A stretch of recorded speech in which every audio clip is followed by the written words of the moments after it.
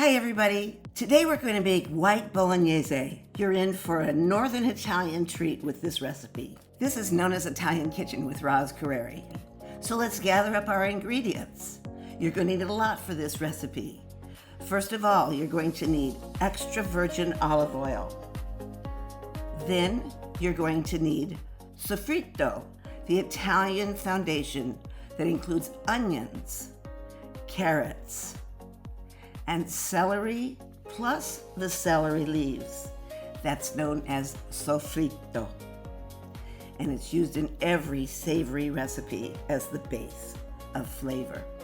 You'll also need garlic, several cloves of fresh garlic.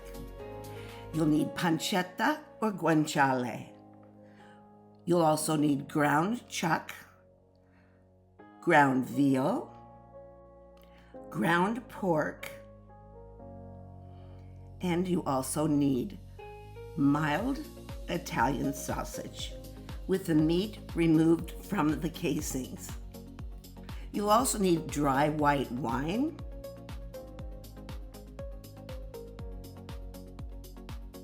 chicken broth, 4 cups. You'll need a lot of chicken broth. You also need heavy cream. This is a very rich recipe. You also need whole milk, not 1%, not 2%, not skim, whole milk. And you also need a rind of Parmigiano cheese, a full rind.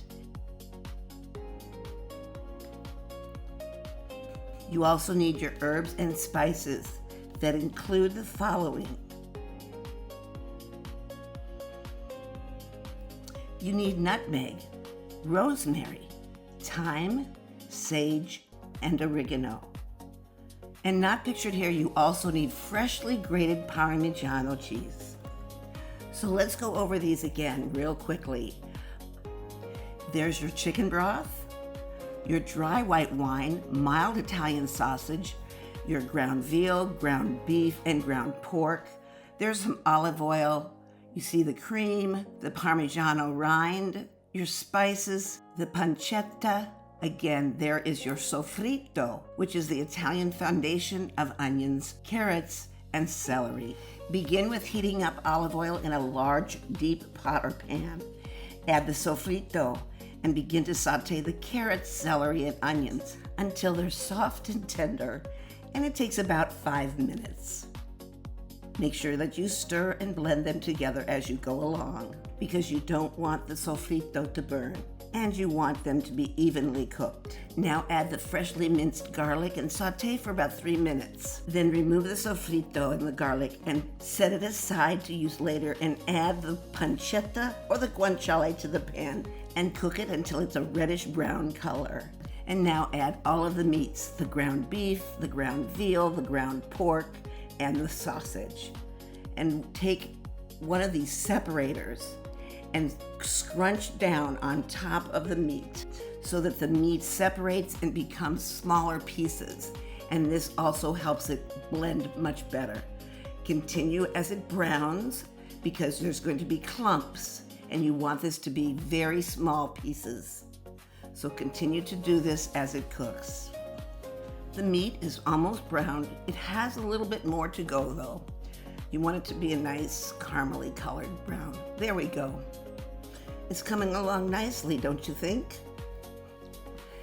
And now, all of that beautiful sofrito that you made and set aside, put it back into the pot and mix it well into the meats.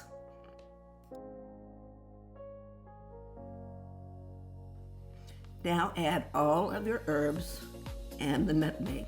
It's also time to add the lemon peel and the rind of Parmigiano. And now add the white wine. Then slowly add the chicken broth little by little. Every time that you add chicken broth, allow it to be absorbed into the meat. Then add some more, let it be absorbed, etc. When all of the chicken broth has been added and absorbed, it's time to add the cream and the milk. Then add 1 cup of freshly grated Parmigiano cheese. And now you want to simmer this on low heat for about 3 hours, keeping a good watch on it, with an occasional stirring so that it doesn't burn. For this Bolognese sauce, you want to cook wide noodled pasta shapes, such as pappardelle, tagliatelle, rigatoni, or pacchiere. Buon Appetito! You can find all of my recipes, including this, on my food blog La Bella Vita Cucina at the web address presented below. You'll also receive a free e-cookbook when you sign up for the free newsletter too. Thanks so much for watching today.